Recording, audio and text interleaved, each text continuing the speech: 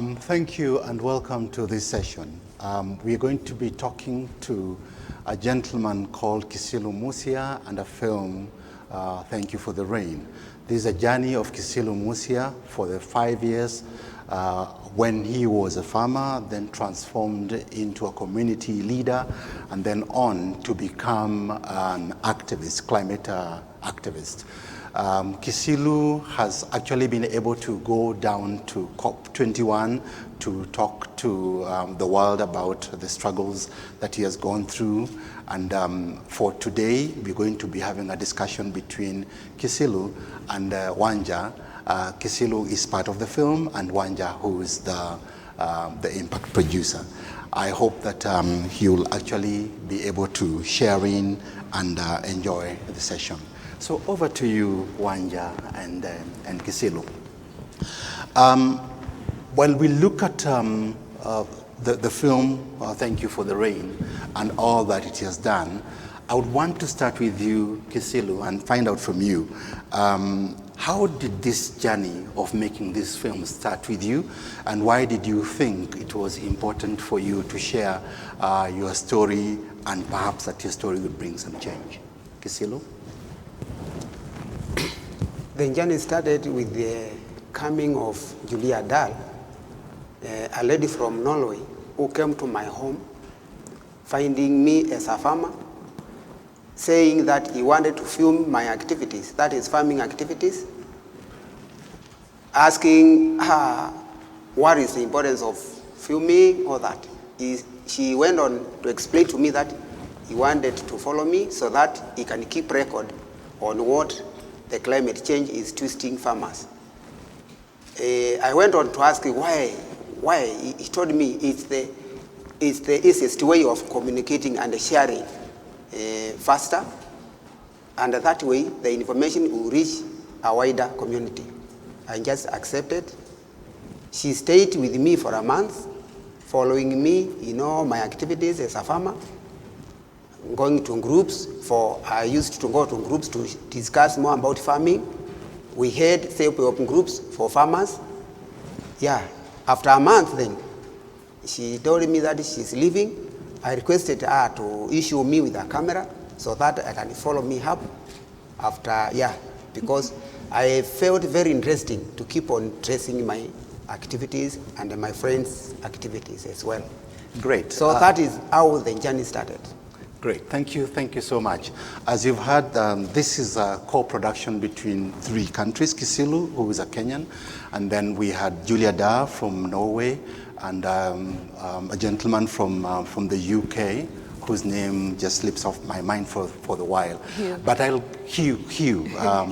Hugh Hartford from the UK. So this collaboration then brought in Wanja. I would like to then know from Wanja the context of Thank You for the Rain, and how you came to become the impact producer in this film.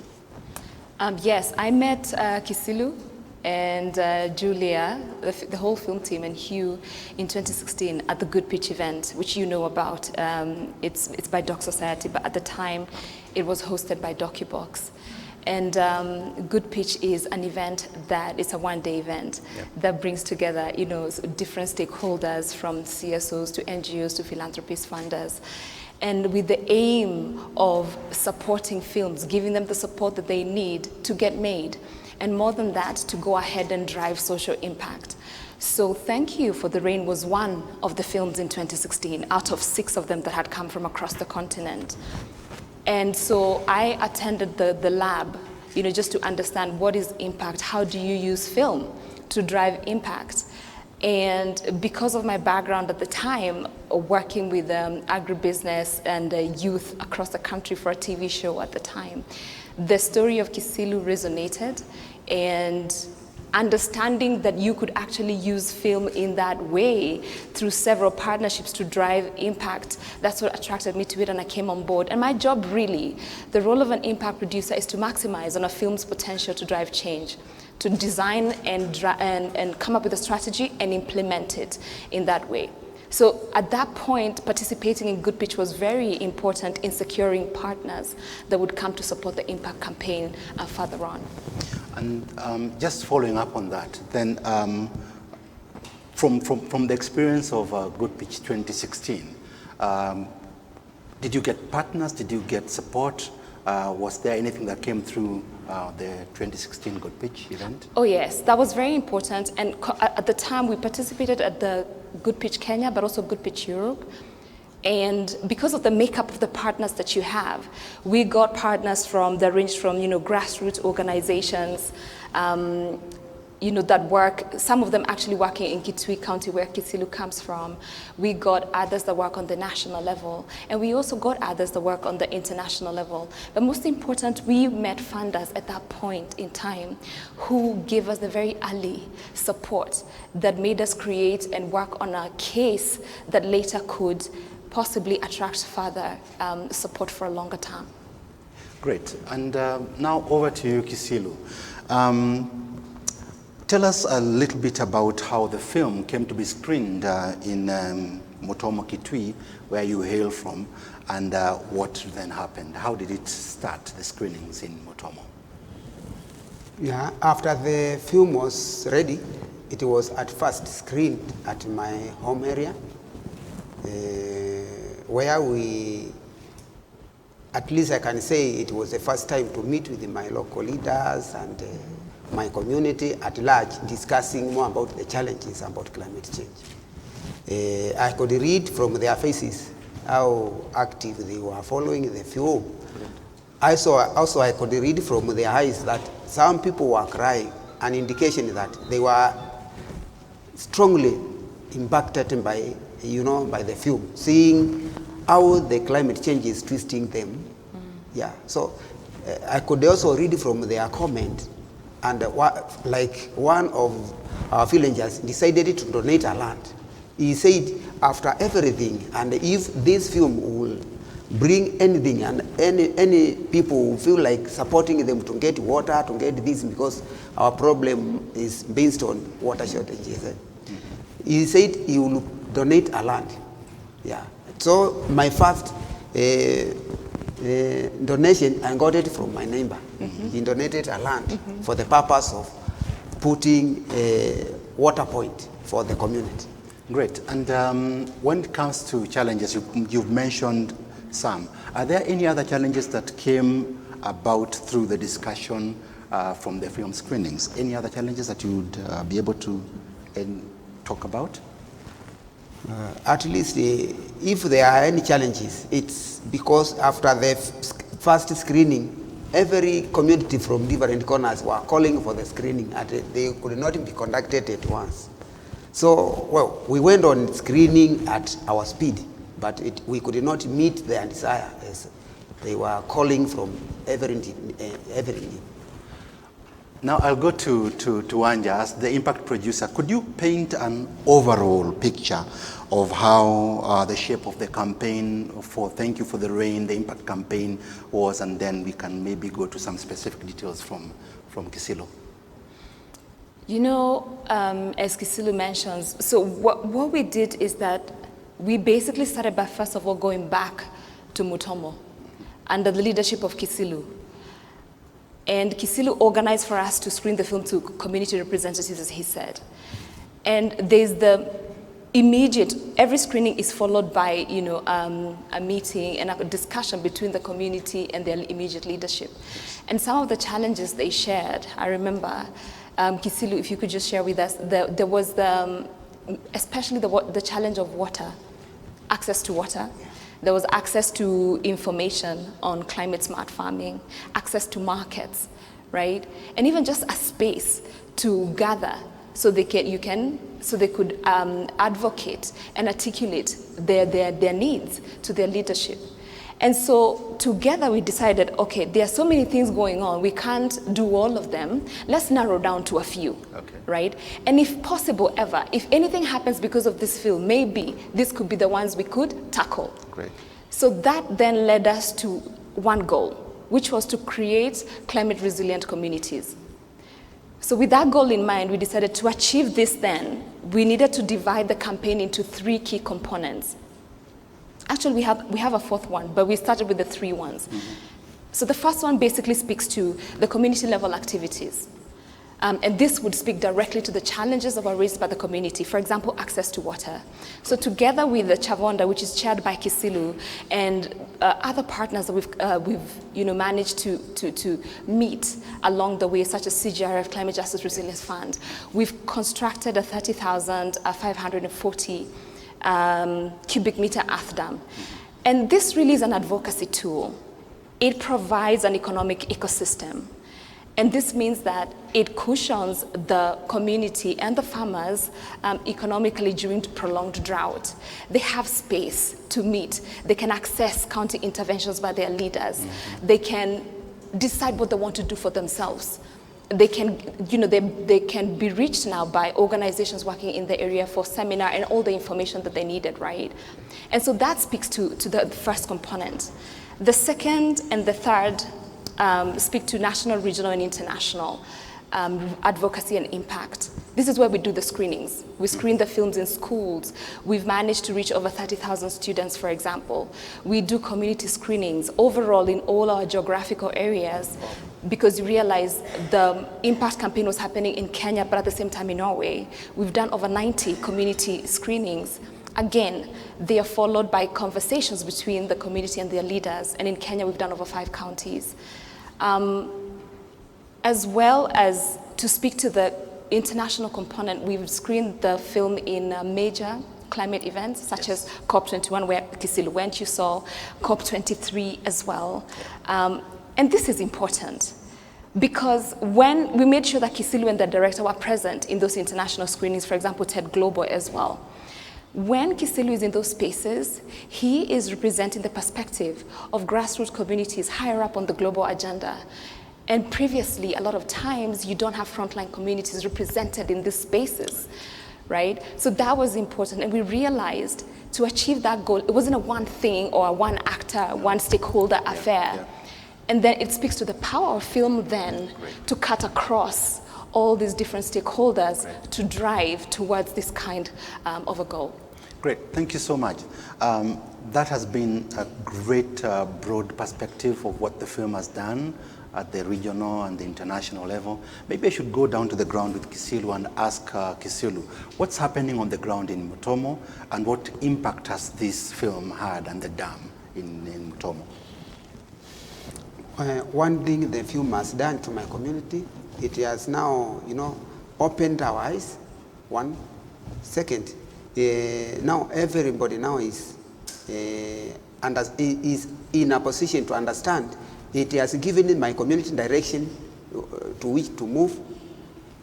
Like now, it has shortened our distance, like fetching, going for water.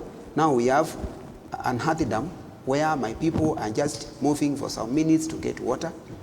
And on the earth dam compound, we have built a kind of school where the community will be coming to be, capacity built on how to manage the drought, how to adapt and mitigate.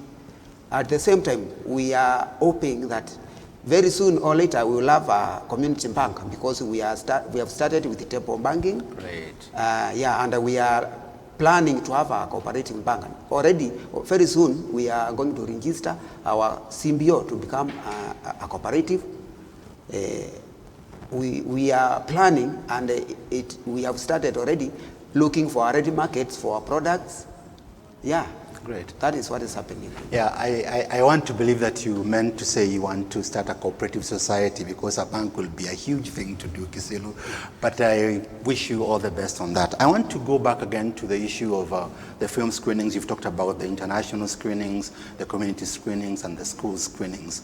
And then particularly, I want to find out from Wanja, what was the reason and rationale behind the school screenings, specifically, if you were to also just talk about why school screenings? Because we believe that we have to instill the habit of environment conservation at an early age. this is a generation, this younger generation, the people who are in high school right now, in primary school right now, they're the ones who are going to bear the brunt of the effects of climate and all the destruction that we're going to leave behind. And so this is not a conversation that we can say is just for the adults, it's for everybody, it's all hands on deck. And for the school screenings as well, in fact, Kisilu, if you could share your experience when you went to the school screenings and the kind of reaction and the feedback that you got from the students. For one thing, the screening to the students is to sustain the move. Good. You know, for the sustainability of the spirit of fighting climate change, we have to call for youth. Their reaction was very much fingerless because I could read from their comment that they all decided to start tree planting. They all decided to start a new normal of behavior, to do things that are harmless to climate, to environment, all that. So hearing their comment, actually I could conclude that it was a good decision that will inform the students. Great. I want to go now to a space where we are talking about community organizing, NGOs coming together, civil society, filmmakers, and the like. Maybe Wanja, you could tell us, what does that mean when it comes to partnerships, forging this kind of partnerships in the space of climate justice and climate change?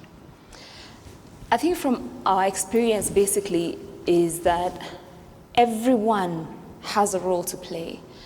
And you know, even when we started out, the one lesson that we learned is that we did not need to reinvent the wheel.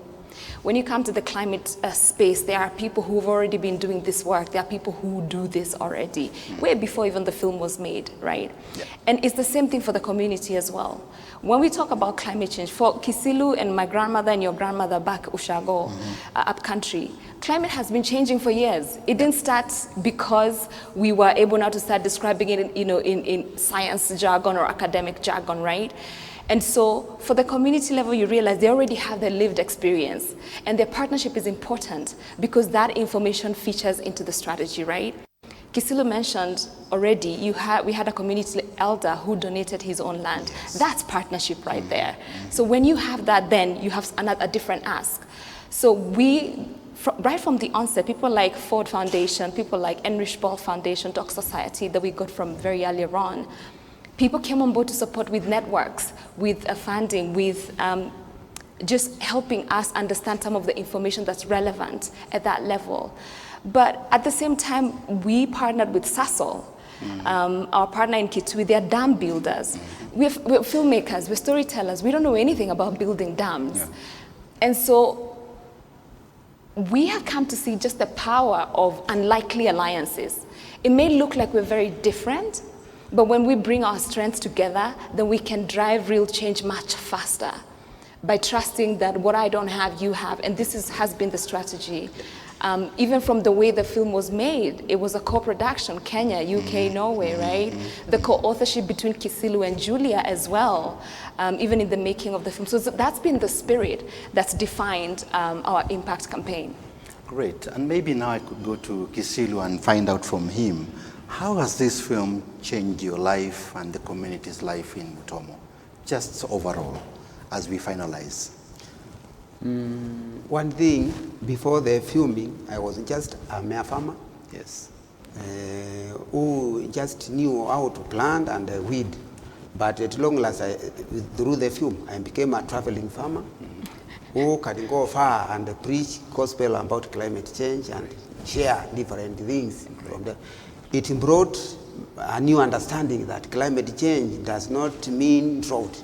It can mean otherwise or other, you know. Yeah. Yeah. Well, it brought me new friends. Great. And the fame, you know. Now I'm known globally. Second, it changed my lifestyle, my living standard. I priced up, at least. My community are now participating in, decision making. Great. Yeah. So we have a glimmer of hope that in the very near future, we will have at least a good living standard. And I think that is a good closing There is a glimmer of hope that has come to the community in Mutomo Kitui because of the activities of Thank You for the Rain, the building of the dam that has changed the community's perspectives and how they are participating actively in changing the space. I would like now to just introduce to you that the next session, as in closing, the next session that we are going to be having shortly will be a round table on community organizers, and it will be led by Sharon Kibor. So see you over at the round table. Thank you so much.